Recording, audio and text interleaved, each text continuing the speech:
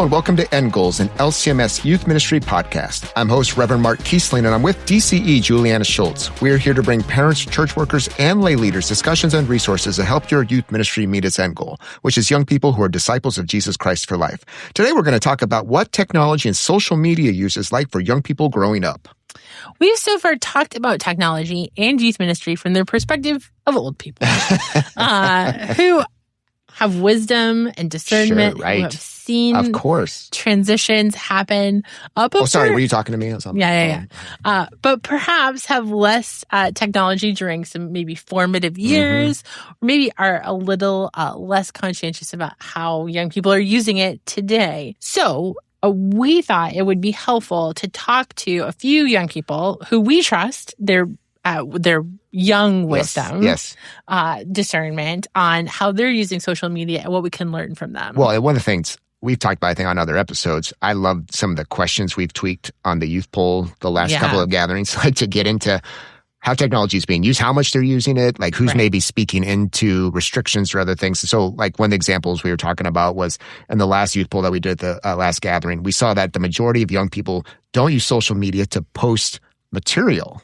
They're not really content it's creating. Not that. It's more they use it for communication. So like that might kind of throw us for a little bit of a loop when we think about it, that even many have multiple profiles maybe, and they don't use that to post unless they're picking maybe specific images that are touched up or maybe accounts that perhaps connect with a specific context of their lives, maybe not their general one. And so we might have some judgments about their usage, but it's important to see it from their perspective too, and that can help us best connect and share the gospel. Yeah, I mean, think about young people who have social media profiles that are specific to their sport as a way to promote them to colleges in particular. Or, think about Finstas and where I can be honest and where I can't be honest, and how we can think about that in youth ministry to be able to really get into the spaces where they're going to be reacting and hearing God's word. So we're going to do 2 interviews. The first one's going to be with Isaiah Duport, who's on his DC internship at St. Paul Lutheran and Church and School in Boca Raton, Florida. He graduated from Concordia Irvine and is the director and founder of the California Lutheran Middle School State Basketball Tournament. He previously served on our Youth Lead executive team. Our second interview is with Madison, Sieve, a recent high school graduate. She is a part of our current Youth Lead executive team. Both can give us insight into what it is like to be a young person in this digital age. Well, welcome, Isaiah. We got to hear about you briefly in the introduction, but tell us more about your vocations, your roles in youth ministry, and other things that bring you joy. Yeah, I would say first it starts with being a baptized child of God, and that everything else flows through that. So I'm a son to my parents, mom and dad, both Lutheran educators for over 25 years now in different roles, and how that's been modeled to me, but also a brother. I have 3 younger brothers. And so that's been a blessing, but also as a DCE, Director of Christian Education, and then a coach and all the things that go in that realm of pouring into the lives of young people, and then graduate. And so those are kind of the different vocations that I have. And just ultimately for me, it boils down to sharing the love and hope that's been shared with me, with young people in a variety of different ways. And so that's been the blessing of DCE ministry for me so far, is being able to interact with students in a variety of different ways, not just in a classroom or another way or in church, but pursuing them in those areas that they find their identity, and helping them to bring that into what it means to do that, but also be a baptized child of God. Awesome. So we heard coach, you're working through your DC internship. So far, what do you love about working with young people and their parents in your congregation, in your community, in your new roles? Yeah, I love watching/walking with them through their lives. And so although that's only been a short amount of time, just in that time, just seeing them not only just succeed, but also the way they respond to challenges. Because when you walk through life, there's successes, but also challenges. And being there to encourage them in their victories, but also encourage them in those moments of doubt has been really such a blessing, to be able to point them back to that identity of a loved child of God, and to watch them embrace that through whatever life has been. And a blessing already here, St. Paul has been helping encourage some students to receive that baptismal gift. And that has been such a joy. Our St. Paul Lutheran School hosts a baptism bash, which is just basically a time that the students that have been walking through with the pastors about what does it mean to be baptized or have come forward. And at some point during the year, that's a day we do it all together. And so that was such a blessing to actually have a student that I had built a relationship with step forward and say, you know what, like I've not been baptized. I want to ask my mom if I can be baptized. And that was such a blessing to then have the parents, especially as a young person, myself, who's a young adult, to see that I am trying to help form and shape them with the same values that parents want. Because sometimes as a young DCE, especially a young male who likes to have some fun and likes to be a little crazy, you get that side eye of, do you really have what's best for my kid? Or are you just trying to have fun with them? But to share those moments with parents and for the parents to walk alongside those parents of them seeing that I love their child and I care for their child because of what Christ has done for me has been a blessing to do that with parents as well. So, kind of a lot. I like a lot of different things, but really that seeing those milestones in just a short time, and there's a lot more to come in ministry. So excited to keep stepping forward in that. Awesome. We're excited to see you continue. We got to see you grow as you served on the executive team for Youth Leading, as we said in the intro. And I know that you and I, part of the reason we made this ask is that we had a couple of not long conversations, but I know you were really intentional about your use of technology. And how you were thoughtful about it. Looking back, how do you feel like maybe smartphones and social media impacted your life in high school? I don't even think I realized as a high schooler how much it affected me. When thinking about this and preparing for this, I actually struggled to think about, how did this affect me as a high schooler? And I couldn't tell what it was doing to me at the time.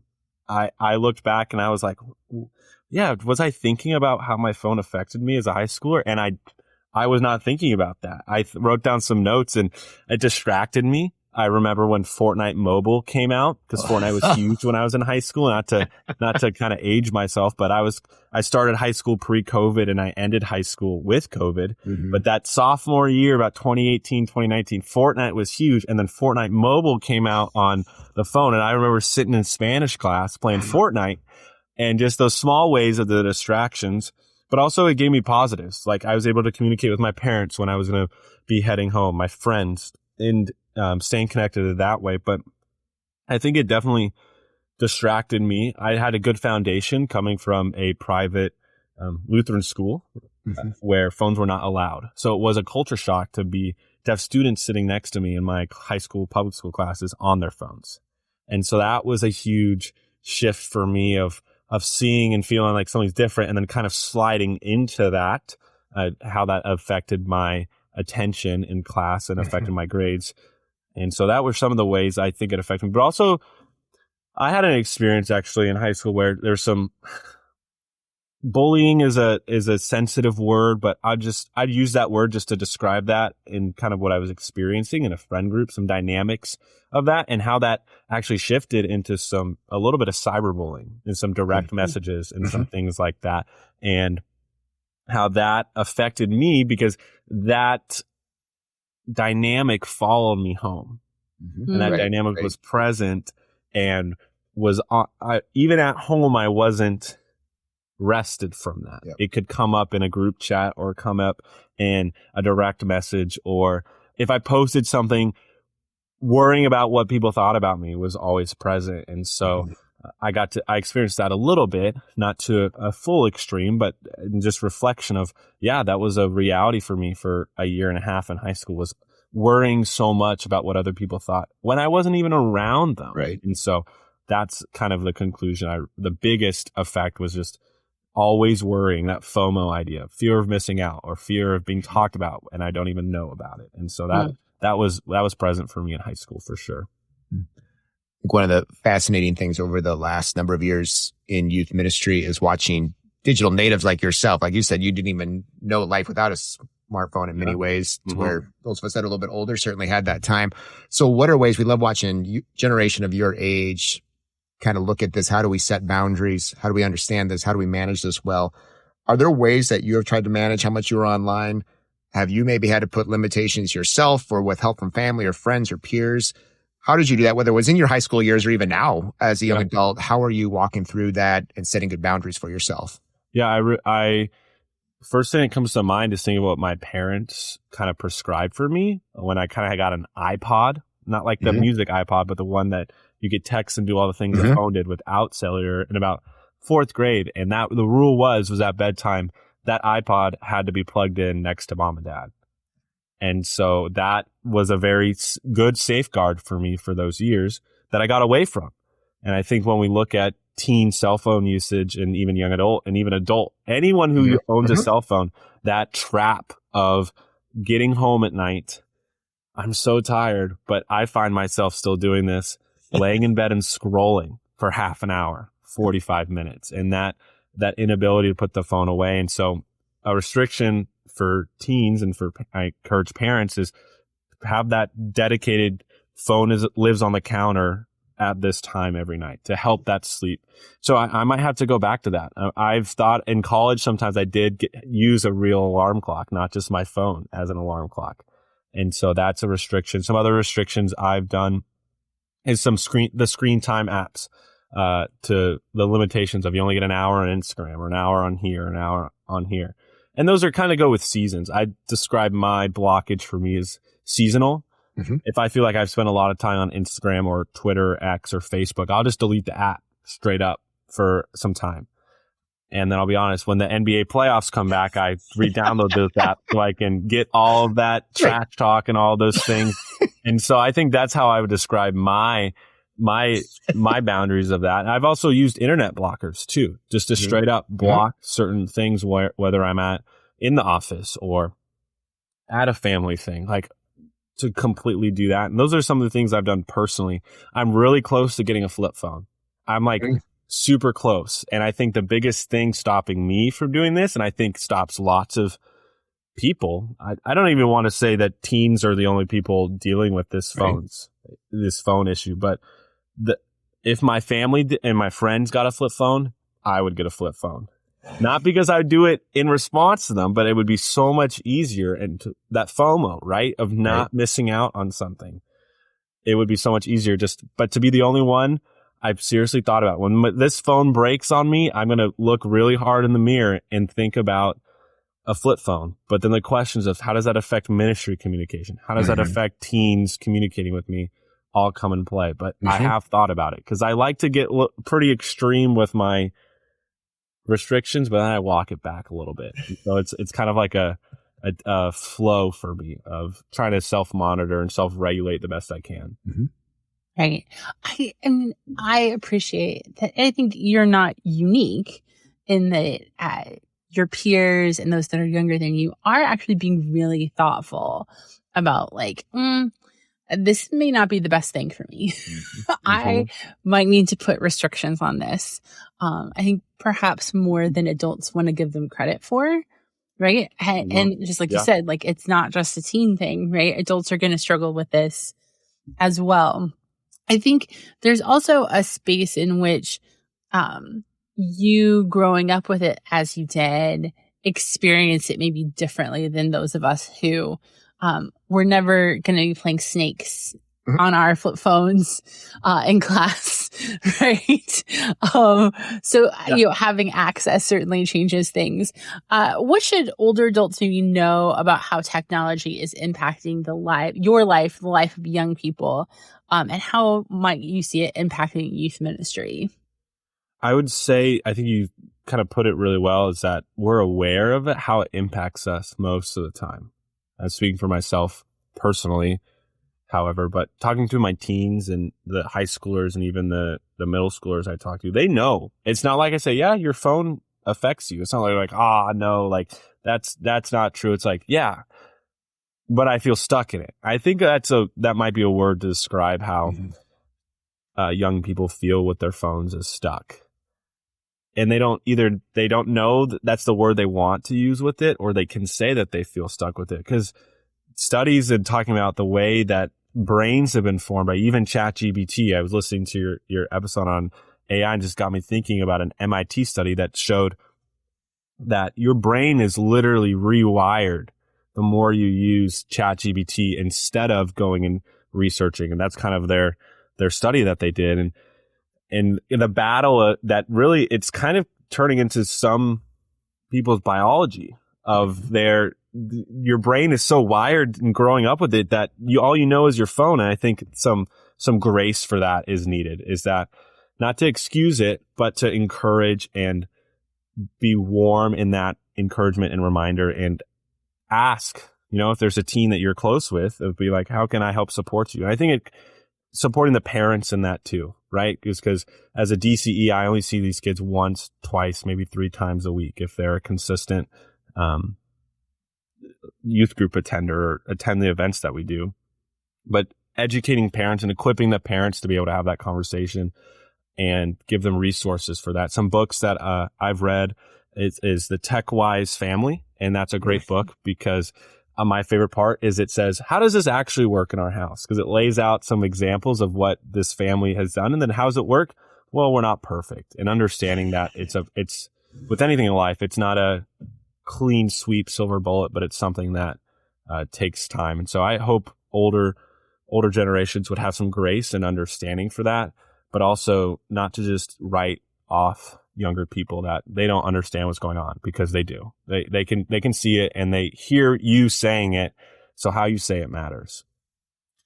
Well, and just like for you saying boundaries might be seasonal, right? Yeah. Hey, I know I need to write it back. Now I'm there's reason for me to be on it more. I think families are the same way, right? There are seasons that we're trying new things, or a new tech has joined our family that we have to think about that.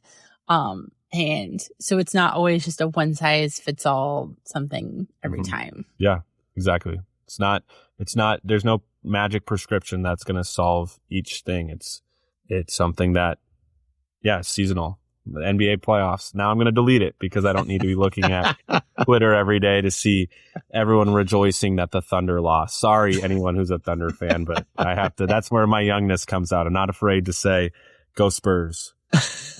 Let's say you got to stay on to celebrate that a little bit, maybe. Yeah, I will. I'll stay on for the finals, and then it'll be time to shift. But it is difficult because there is a usage for social media in our day and age. And I struggle with that as a DCE, as a young professional. If I'm encouraging kids to put their phone down and to think about fasting, for lack of a better term, from social media, and I'm still posting information on our youth group Instagram, what am I communicating? Right? What am I communicating to parents? We're having a social media talk about how the dangers of social media is, and we're going to go through Anxious Generation as a book study. But yet, go to our Instagram and follow and like all of the things, and that's where I'm going to post updates and pictures. That's something that I struggle with in youth ministry. And so I've recently gotten access to our Instagram page, and I'm not going to open those floodgates until I have to, of posting and making that a regular thing, because what is my messaging about social media as a leader that young people look up to? I can say out of one end, don't use social media, try to limit it, but then I post every week on the page. And that's just something I'm kind of working through as a young DCE in this kind of new realm of things.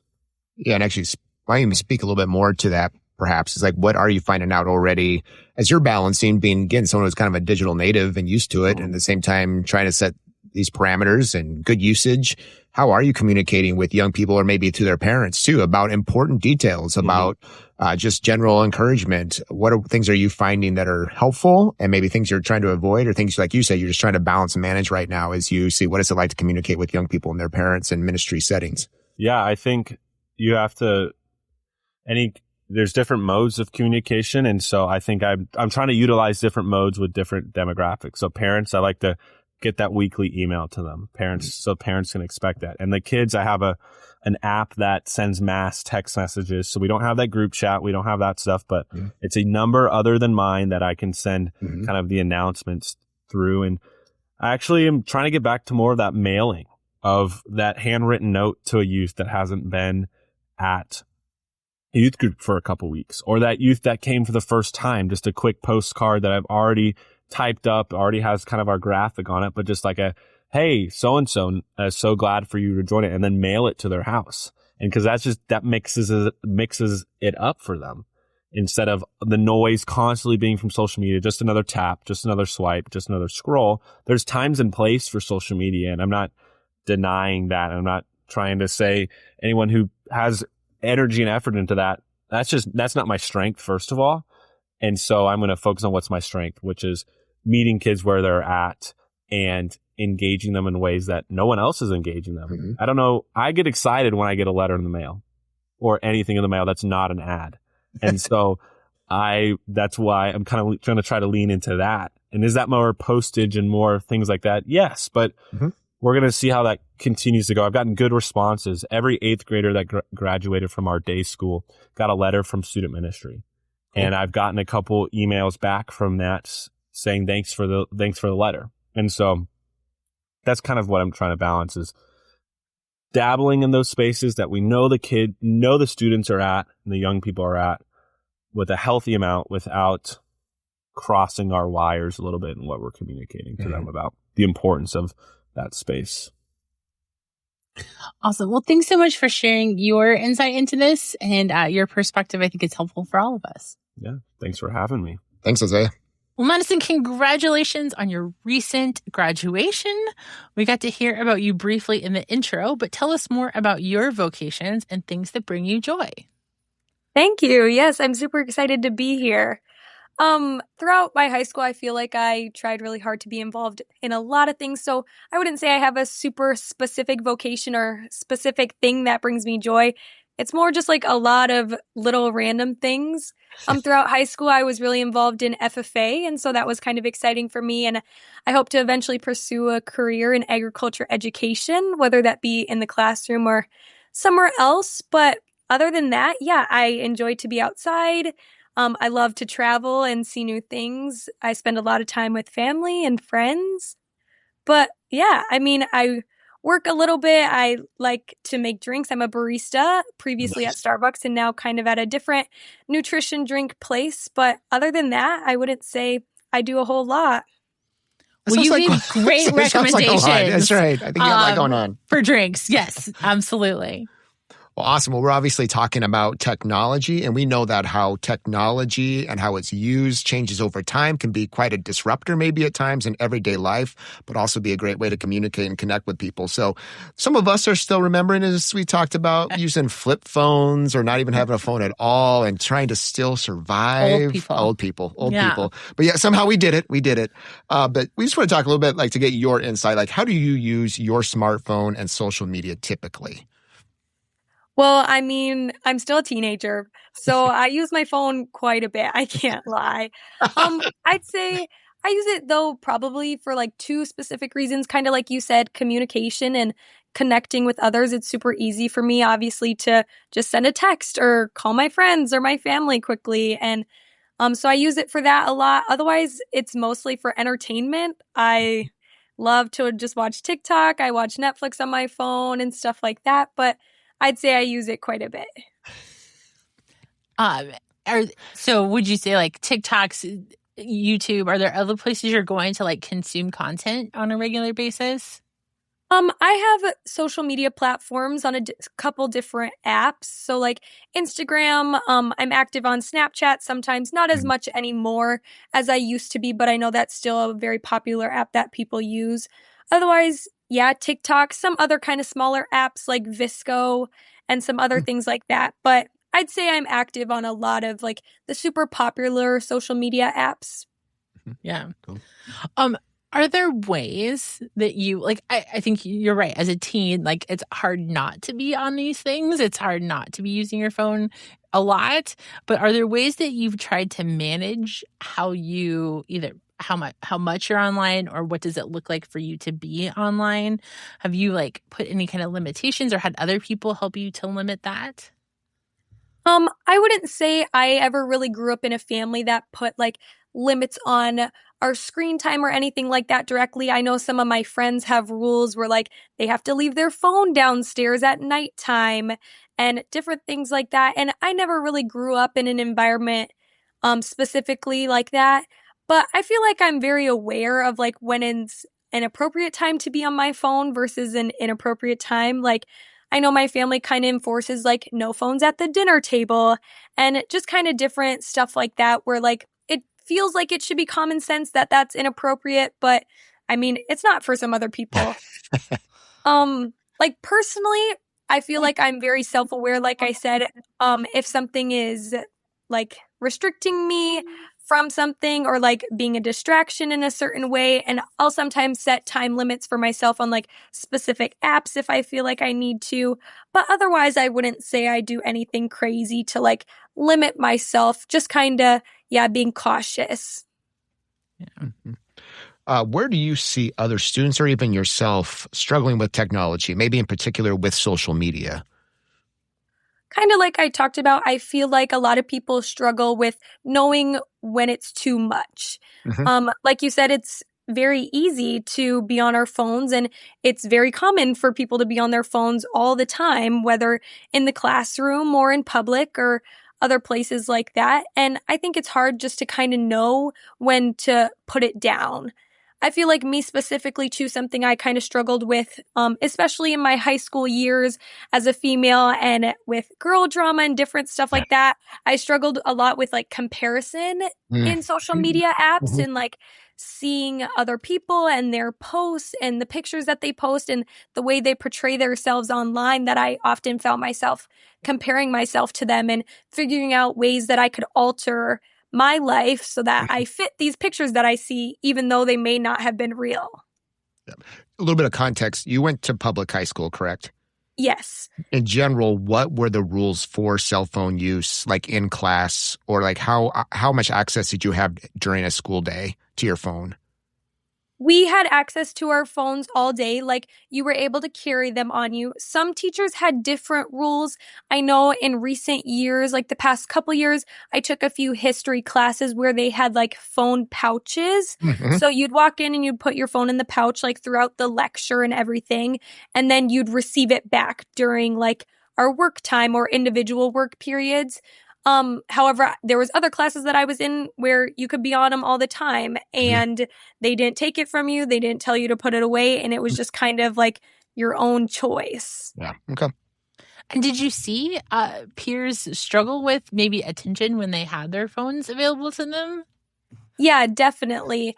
And I feel like I also noticed quite a bit of frustration in teachers as well in classrooms where the rules like that weren't enforced. Just because they weren't sure how to control it. And it's hard to kind of make that decision of if you should take phones and stuff like that too, because it's also personal property that they don't want to cause issues within their classroom with students as well. Yeah. Mm-hmm.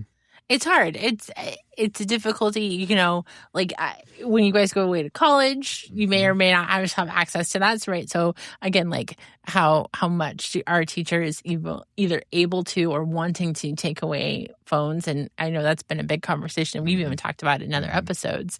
That can be a challenge and I think distraction, but also like how do you help young people manage that?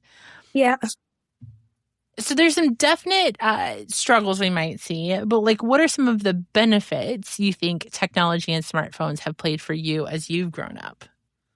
I kind of talked a little bit previously about how I use my phone personally, and I feel like that kind of connects to this question as well, especially with like communication. Like I said, it was always super easy for me to just send a text message or call my family. Like if I was out with friends and I needed my mom to pick me up from somewhere, I could just call her with the click of a button. And I feel like that was something obviously that people haven't seen in the past. And that was a barrier before that we definitely don't have today. And then same thing, with like entertainment. I feel like that is very beneficial for me, especially if I'm like sitting in a doctor's office or something and I'm just sitting there waiting. Like it's very easy for me to just quickly pull out my phone and watch a video or watch a TV show, an episode or something. However, kind of tying into that, we see those barriers with all those things as well. So while they can be beneficial, they can also be hurtful. Sure. You don't have to read the 3-year-old People magazine that we had to read in the doctor's office or the dentist office, right? Yeah. I think that's a promo. I think that's a step up, right? The accessibility to there's something to that. And I love that ease of communication as somebody who, not to call my dad out too hard, but like did on occasion get left behind in places, being able to talk to parents. And I think parents appreciate that access as well, right? Appreciate being able to know that there's a safety and security piece to that as well. I agree. So we want to turn our attention a little bit to church youth ministry that's taking place. What are maybe some things you might speak to a youth leader, whether that's a pastor, church worker, lay person who's working with young people, as they work with youth to have a healthy relationship with technology? I feel like the biggest thing for me, especially with being on the executive team and seeing at the Youth League Conference and being able to work with youth leaders alongside them there, is lead by example. I feel like I said, especially at my level, at the Youth League Conference, I'm the same age as some of those kids. And when they see me doing something, it's easy for them to do the same, because while I'm someone that they should look up to and kind of look to for that example, if I'm doing it, they're going to follow it as well. And so I think, that's a very big thing, is you can't tell someone to do something or enforce a rule on someone else if you're not going to follow it yourself. Mm-hmm. Mm-hmm. So you have some expertise in content creation via FFA, which is something you were really active in. Maybe share a little bit about that, but then like how has that expertise what might you say to encourage youth leaders who are looking to connect well with young people online? Yeah, like you said, I had content creation experience through FFA as well as some other school platforms. And so that was really fun for me. It was a good way for me to connect with students and within the FFA, the members there, and send out information and make sure everyone's up to date. But when creating content, it's super important to think about the content that you're creating and how people that see it are going to read into it and the things that they're going to be seeing online that are posted. And so I feel like something that I always thought of when creating content was to be relatable and to almost catch their eye as well. Like I said, people are on their phones all the time. And when you're scrolling on your Instagram feed or stuff like that, it's easy to just scroll by stuff and not pay attention to it. And so you need to be thinking about that when you're the person creating the content, is how am I going to catch someone's eye, or how am I going to make them stop on this post so that they actually see it? And so I know something that was always really important to me was fun colors and pictures. I try really hard to put pictures of people, stuff that things are things that people are going to actually want to look at, versus just post with a whole bunch of words and stuff that people aren't actually going to read. Although it might all be important information that eventually they're going to need to know or you're going to have to get out, it's not always attractive to the eye to see a post with a whole bunch of words all over it. Mm-hmm. And like I kind of said before, I like to be relatable. I know TikTok is a very big platform now, and just the short clips in general on Instagram as well. People like to see little videos and stuff, and making videos like that are relatable and that people can see and connect to their own lives is really important as well. Mm-hmm. I love that. Well, thanks so much, Madison, for giving us your insight and for sharing your thoughts. Yeah, thank you. Thanks, Madison. Man, great thoughts from both Isaiah and Madison. I'm really humbled as somebody who you sometimes look at young people and we think like, man, their phones really direct their lives. Mm-hmm. But I think young people are far more conscientious users than I am. Right, absolutely. I agree with much that too. Of the time. I think they feel like they're leading us many ways in how to have responsible use of technology. And so like I kind of feel like they are being very good leaders for me about like time to turn it off and actually have face-to-face conversations, and really appreciate that about our young leaders. And I think it tells us that as youth leaders, we really can have meaningful conversations with young people about, hey, is this a space where you don't want phones? Mm-hmm. Hey, is this a space and a time where we do want to use it? Or how do we want to use it in a way that like helps us really not just figure out how we should behave and model, but how the youth ministry should work when it comes to technology. Yeah, absolutely. I think there's it's going to be a part of their life, just pretty much no matter what career they're going to be or just any kind of connection or vocation they're going to have. But yet they're learning it already as young people about what's the responsible use of it, times when they need to take a break. And really be able to, I think, articulate that well too, and give them that voice to be able to do that as they learn what does that mean to be responsible now on their own as they go head off to college or career or whatever it might be, to where they got to have those skills anyway. And so be able to walk alongside them in their high school years and help parents do that too is just such a wonderful thing, an opportunity to be able to do that. And we heard both of them really articulate the concerns that we continue to have, whether that's comparison, both for guys and for girls, to everybody else's kind of perfect image they have online, whether it's just a distraction and a way to sort of brain rot, zone out, and not be connected to the real world when we really should be. It sounds like, many youth leaders and even in this series talking about like, hey, there's some really great things, but there's some real concerns that we have as well. So a few questions for us to consider going forward. How are you gauging the way youth are using social media and technology? Have you considered writing youth ministry technology policies or a covenant as a way to discuss and teach healthy use of technology? And how might you reconsider how you use social media for youth ministry in light of how we know young people are using it? We will continue to keep you in our prayers as we all give thanks for young people who are thinking critically about technology and looking to be faithful disciples of Jesus.